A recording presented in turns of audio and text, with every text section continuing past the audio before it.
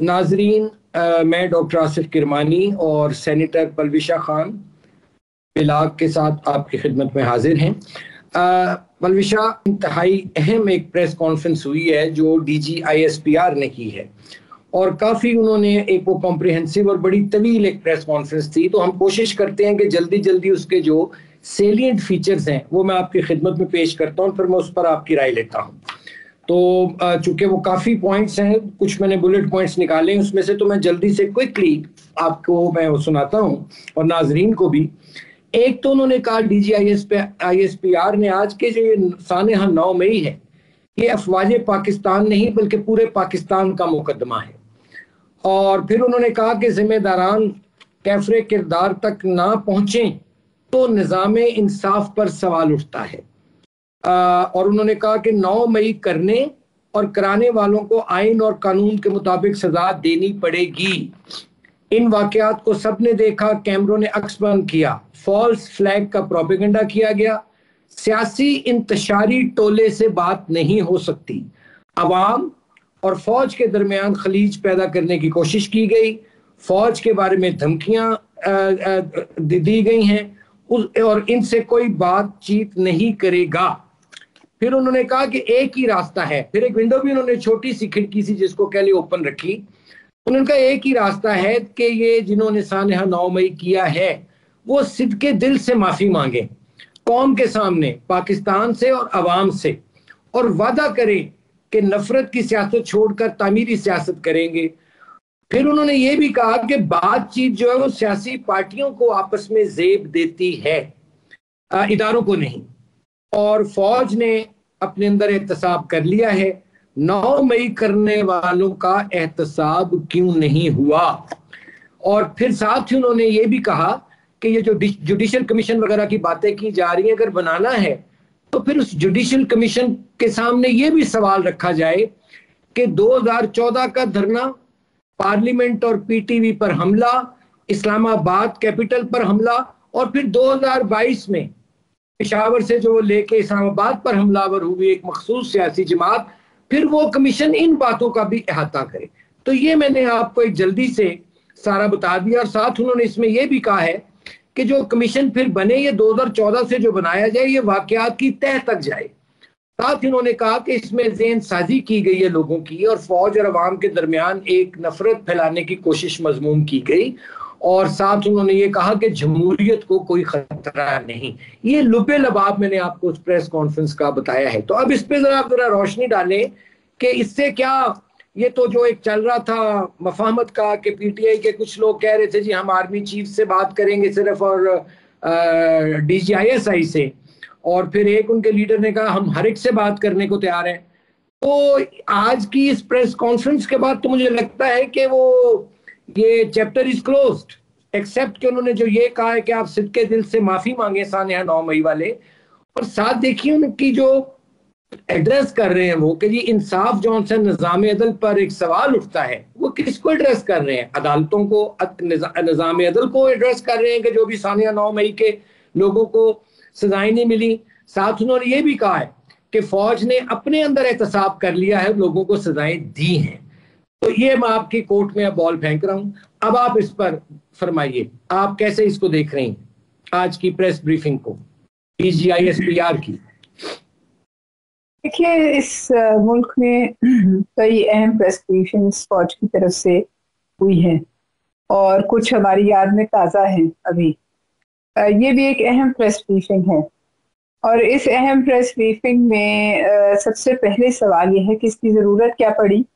तो ज़रूरत ये पड़ी कि जो कई दिनों से एक बातचीत के बारे में फिजा बन रही थी या बनाई जा रही थी या बयानबाजी हो रही थी, उसका शायद हम एक समझ सकते हैं कि उसको टू ले दोज र्यूमर्स टू रेस्ट, यानी उन जो भी बातें फैल रही थी उनको उनका जवाब दिया गया है। या फिर हम ये कह सकते हैं कि ये जो लीडरान PTI के चंद लीडरान कह रहे थे कि हम तो बात करेंगे तो सिर्फ चंद मुख्तलिफ ऑफिस होल्डर से, मुख्तलिफ ताकतों से, मुख्तलिफ कुव्वतों से बात करेंगे, یہ اس کا بھی جو ہے سد باب کیا گیا ہے. بہرحال آج ایک بات سمجھ آتی ہے کہ بائی اینڈ لارج جو ہے ایک طرح سے ادارے نے شکایت بھی کی کہ 9 مئی کے جو ہے ملزمان وہ کیفرے کردار تک نہیں پہنچے. اب ہم پھر 9 مئی کے قریب کھڑے ہیں، 1 سال ہونے کو آ گیا. اب یہ بات بھی بڑی غور طلب ہے. پھر دوسری بات یہ ہے کہ یہ پورے پاکستان کا مقدمہ ہے، یعنی 9 مئی کا کسی طریقے سے بھی جو امپورٹنس ہے، اس واقعے کی اہمیت ہے اور جو المیہ ہے اس کو کم نہیں کیا جا سکتا. تیسری بات یہ ہے کہ ایک سیاسی انتشاری ٹولہ، یہ میں غالباً پی ٹی آئی کی طرف اشارہ ہے. تو اور پھر ساتھ یہ کہا گیا کہ معافی جو راستہ واحد ہے کہ وہ معافی مانگیں پاکستان کے عوام سے، اور جو انہوں نے کارنامے کی اس پہ. تو جو انتشاری ٹولہ ہے اس کو کس طریقے سے وہ کہتے ہیں کہ یہ پولیٹیکل پروسیس کا حصہ بنے معافی کے ذریعے. تو یہاں ڈاکٹر صاحب شاید کوئی ایک نظر آتا ہے راستہ کہ اگر، اور یہ راستہ لیکن میں نہیں سمجھتی کہ عمران خان صاحب کو شاید قابل قبول ہو کہ وہ پبلکلی آ کے کوئی معافی مانگے اور اس کے بعد دوبارہ سے سیاست شروع کریں. یہ نہیں ہو سکتا.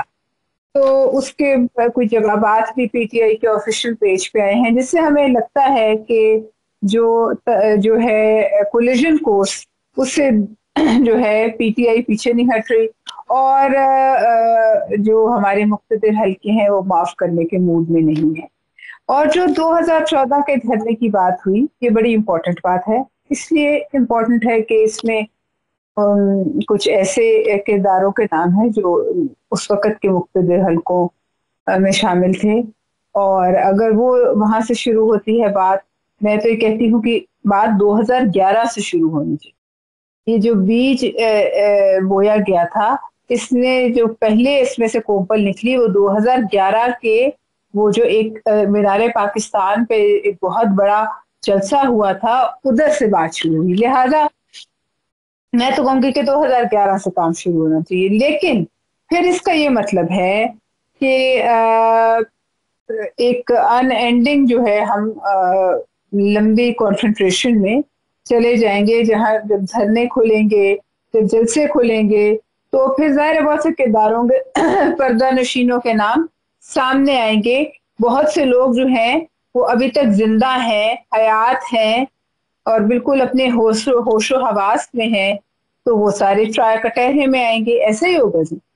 تو لہٰذا میں سمجھتی ہوں کہ یہ بات جو ہے اس طرف زیادہ جاتی نظر آ رہی ہے.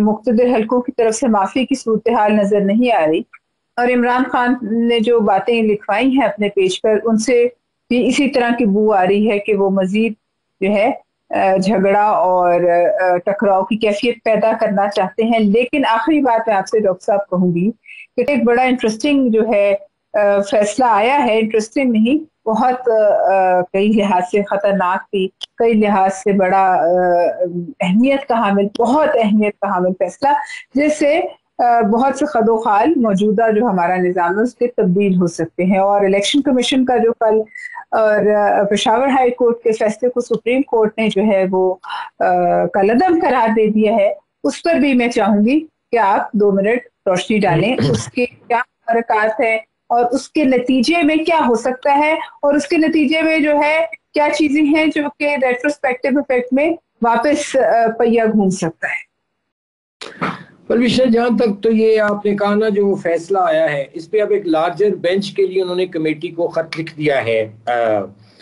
جو موجودہ سپریم کورٹ کے جج صاحبان ہیں جنہوں نے یہ پٹیشن یا جو بھی اسٹے آرڈر دیا ہے اور الیکشن کمیشن اور پشاور ہائی کورٹ کے فیصلے کو معطل کیا ہے، تو اس پر اب لیکن جو ان کی آبزرویشنز ہیں وہ تو پڑھ کر یہی لگا، جو اخبار میں رپورٹ ہوئی ہیں، کہ وہ پڑھ کر لگتا ہے کہ جو جج صاحبان ہیں سپریم کورٹ کے جنہوں نے یہ سنا ہے، ٹیک اپ کیا ہے میٹر، ان کی آبزرویشن دیکھ کر تو لگتا ہے کہ وہ یہاں تک انہوں نے کہا کہ جی ایک الیکشن کمیشن نے اگر ایک سیاسی رجسٹرڈ جماعت ہے تو اس کو کیسے انہوں نے بین کر دیا کہ وہ الیکشن میں حصہ نہیں لے سکتی، اور آزاد امیدوار جون سے ہیں اور ان پر کیسے پابندی لگائی جا سکتی ہے کہ وہ آزاد الیکٹ ہونے کے بعد کسی جماعت میں شمولیت اختیار نہ کریں. تو میں سمجھتا ہوں کہ اس میں جو لگ رہا ہے مجھے وہ یہ ہے کہ غالباً کو 20-22 سیٹیں ہیں اف یو کریکٹ می، جن کا یہ سارا ایشو ہے. تو 2/3 میجورٹی کے لیے آپ کو 224 کا نمبر چاہیے ایوان میں. تو اگر یہ 20 سیٹیں کم ہو جاتی ہیں اور یہ آزاد جو جیتے ہیں ان کو دے دی جاتی ہیں تو پھر تو میں سمجھتا ہوں کہ گورنمنٹ جو ہے وہ 2/3 میجورٹی سے محروم ہو جائے گی. سب سے بڑا نقصان جو ہوگا، اور اس کے بعد یہ لیجسلیشن جو آئینی ترامیم اگر ہم کرنا چاہتے ہیں کوئی تو وہ نہیں ہو سکیں گی. لیکن اس کے لیے جو مجھے نظر آ رہا ہے ان کی آبزرویشن سے معزز جج صاحبان کی، کہ یہ معاملات جو ہیں انہوں نے یہ سمجھا ہے کہ یہ جو سیٹیں دوسری جماعتوں کو دی گئی ہیں وہ انہوں نے کہا کہ کوئی مثال دیجیے ہمیں. اٹارنی جنرل کو پوچھا کہ آئین کے مطابق ہمیں بتائیں، کوئی قانون کا ریفرنس دیں، لیکن اس پر کوئی ان کو خاطر خواہ تسلی پر جواب نہیں ملا آئین کی روشنی میں. تو پھر انہوں نے کہا کہ جی اس کو ہم غالباً 3 جون تک انہوں نے اس کو پینڈ کر دی اور کہا ہے کہ 3 جون کے بعد اس کی روزانہ بنیاد پر سماعت ہوگی. تو میں سمجھتا ہوں کہ جب سے الیکشن ہوا ہے آپ دیکھیں کہ حالات جو سے ہیں اسٹیبلٹی کی طرف جانے کی بجائے مطلب ایک کیوس جون سے ہے وہ ابھی بھی برقرار ہے، کنفیوژن ابھی بھی برقرار ہے، جو کسی طور پر بھی پاکستان کے لیے مفید نہیں ہے.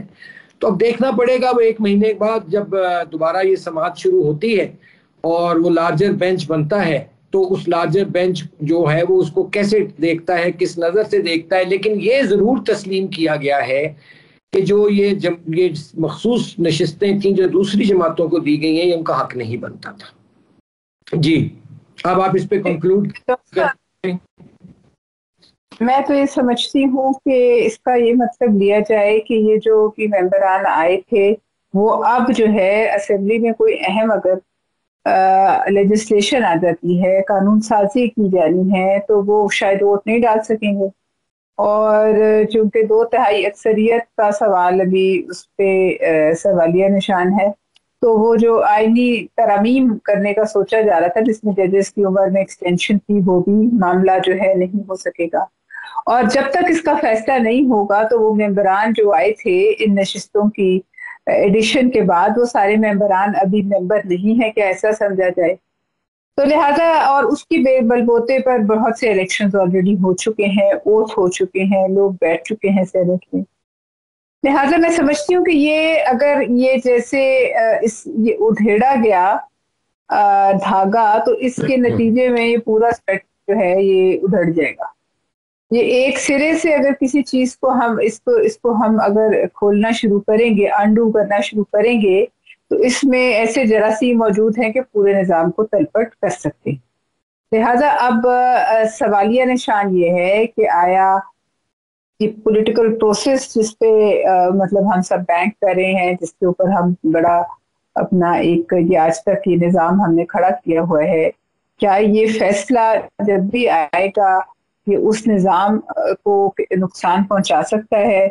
آیا کہ یہ ساری چیزیں اگر ریورس ہوتی ہیں، جن لوگوں کو اگر وہ کہتے ہیں کہ جی یہ آ نہیں سکتے تھے، یہ کسی اور کی سیٹ تھی، تو پھر ان کا جنہوں نے ووٹ ڈالا وہ کون تھے؟ وہ ایلینز تھے، وہ کون تھے؟ تو لہٰذا یہ بڑا ایک میں سمجھتی ہوں پینڈورا باکس ہے، اور اس پینڈورا باکس کے نتیجے میں بہت سے جو ہے ایسے فیصلے آ سکتے ہیں جو کبھی کسی نے شاید ابھی تو وہم و گمان میں نہیں تھے کسی کے، کہ کہاں پیچھے گھومے گا تو کدھر جا کے رکے گا. اور پھر آج جیسے D G I S P R نے بھی کہا کہ بھئی بات چیت تو ہوگی سرکاری سیاسی جماعتوں سے، تو کیا اس صورتحال میں جب کہ حکومت کو یہ ایک پہرے دھچکا ہی لگا ہے، ابھی تو چلے فیصلہ نہیں آیا لیکن جو ہم دیکھ رہے ہیں ان ایکسپیکٹڈ تھا، تو کیا اس صورتحال میں عمران خان اور اس کی سنی اتحاد کونسل یا پی ٹی آئی وہ بات کرنا چاہے گی؟ دیکھیے طاقت کا توازن ذرا بگڑ گیا ہے، کسی ایک طرف طاقت کا توازن اس وقت نہیں ہے، بیلنس آف پاور جو ہے وہ بگڑ چکا ہے، اور لگتا ہے کہ تمام سٹیک ہولڈرز جو ہیں وہ یکساں طور پر جو ہے اس عدم توازن سے پریشان. بالکل ٹھیک ہے آپ کی بات، چونکہ ٹائم کی ہمیں ریسٹرینٹ ہے، ٹائم کو دیکھنا پڑتا ہے، تو باقی باتیں انشاءاللہ اگلے پروگرام تک کے لیے رکھ چھوڑتے ہیں. تو ناظرین آپ سے اجازت چاہتے ہیں، اگلے ویلاگ تک کے لیے خدا حافظ.